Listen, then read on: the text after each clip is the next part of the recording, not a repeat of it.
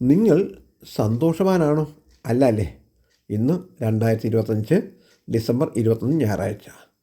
ചിന്തകൾ യാഥാർത്ഥ്യങ്ങൾ നമ്പർ 2596 ഏവർക്കും സ്നേഹത്തോടെ സ്വാഗതം. ദൈവത്തിനാമത്തിന് മഹത്വമുണ്ടാകുമാറാകട്ടെ. ഇന്നലെ നമ്മൾ ദരിദ്രനെങ്കിലും സന്തോഷവാനായി ജീവിച്ച് മരിച്ച സാധു കൊച്ചു ഉപദേശിയിൽ ഒരു പാട്ടിൻ്റെ ചില ചരണങ്ങൾ വായിച്ചിട്ട് അതിൽ നിന്നും ചില കാര്യങ്ങൾ ചിന്തിച്ചിട്ടാണ് ലേഖനം അവസാനിപ്പിച്ചത്. നിങ്ങളിൽ ധാരാളം പേർക്ക് എന്നെ ഇഷ്ടമാണെന്നറിയാം. എന്നാൽ ചിലർക്ക് എൻ്റെ ശൈലി ഇഷ്ടമല്ല. അതിൻ്റെ കാരണം അവർക്ക് എന്നെ ഇഷ്ടമല്ല. കാരണം ഞാൻ ധാരാളം കുറവുകളുള്ള ആളാണ്. കുറവുകൾ ഒട്ടുമില്ലാത്ത ചിലർ ഈ ഭൂമിയിലുണ്ടെന്നും അത് അവരാണ് ഏറ്റവും നല്ല ആളുകളെന്നും കരുതുന്നവരാണ് അവർ. ഏടാകൂടങ്ങളിൽ ഇടപെടാൻ താല്പര്യമില്ലാത്തവരുമാണ്. എനിക്കറിയാം എൻ്റെ ലേഖനങ്ങൾ ഒന്നും തന്നെ ഒരു നല്ല എഴുത്തുകാരൻ്റെ ശൈലിയിലുള്ളതല്ല.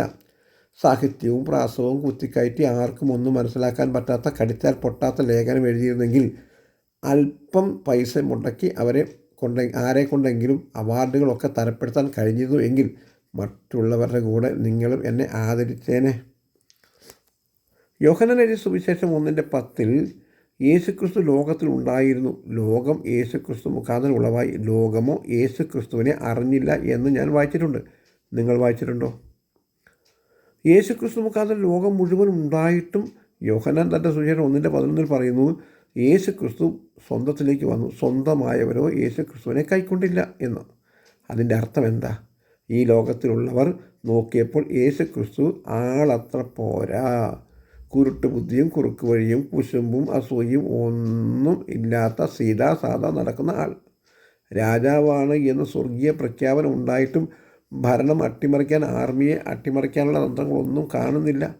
പിന്നെ ഈ ധൈര്യമില്ലാത്ത പച്ചവെള്ളം ചവച്ചരച്ച് തിന്നുന്ന യേശുക്രിസ്തുവിനെ കൂടെ കൂട്ടിയിട്ട് കാര്യമില്ല എന്ന് ശിഷ്യന്മാർ പലരും, എന്തിനേറെ പറയുന്നു, സ്വന്തം സഹോദരങ്ങൾ പോലും കൂടെ കൂട്ടിയില്ല. പക്ഷേ ഇതൊക്കെയാണെങ്കിലും വാക്യം 12 പറയുന്നു, യേശുക്രിസ്തുവിനെ കൈക്കൊണ്ട് യേശുക്രിസ്തുവിൻ്റെ നാമത്തിൽ വിശ്വസിക്കുന്ന ഏവർക്കും ദൈവമക്കളാകുവാൻ യേശുക്രിസ്തു അധികാരം കൊടുത്തുവെന്ന്. ഇതാണ് ലോകം അറിയാതെ പോയ രഹസ്യം.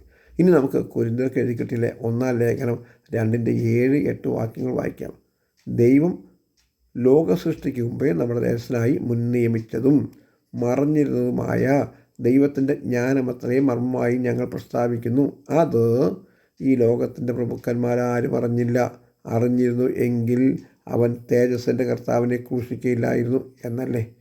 ഈ ലോകത്തിൻ്റെ പ്രഭുക്കന്മാരും അറിയാത്ത മർമ്മമായ ക്രിസ്തുവിനെ അടുത്തറിയാത്തത് കൊണ്ടല്ലേ നിത്യം പള്ളിയിൽ പോയി ന്യായപ്രമാണം പഠിച്ചുകൊണ്ടിരുന്ന അവർ ക്രിസ്തുവിനെ ക്രൂശിച്ചത്. അതുകൊണ്ട് നമുക്കും ഉണ്ടാകുന്ന ഈ തിരസ്കരണങ്ങളെ ദൈവനാമത്തിൽ പൊറുക്കാം, ക്ഷമിക്കാം എന്നല്ലാതെ മറ്റൊന്നും ചെയ്യാനില്ല എന്ന് നിങ്ങളുടെ കൂട്ടുസഹോദരൻ ഷിബു കൊടുങ്ങല്ലൂർ. ഞങ്ങളുടെ വാട്സപ്പ് നമ്പർ 960555811081. എല്ലാവർക്കും ഒരു ശുഭദിനം നേരുന്നു. ദൈവം നിങ്ങളെല്ലാവരും സഹായിക്കട്ടെ. ആമേൻ.